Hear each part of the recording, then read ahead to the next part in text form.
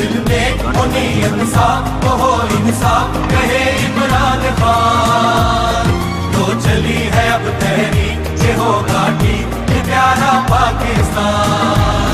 दिल में हो नीयत साफ हो इंसाफ कहे इमरान खान। तो चली है अब तहरीक ये होगा ठीक ये प्यारा पाकिस्तान। कायद का था फरमान, कायद का था फरमान है पाकिस्तान फलाही मुमलिकत।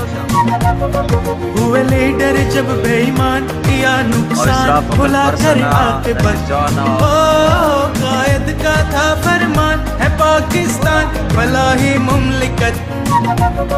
हुए लीडर जब बेईमान किया नुकसान भुला कर आकिबत। अब लोग नहीं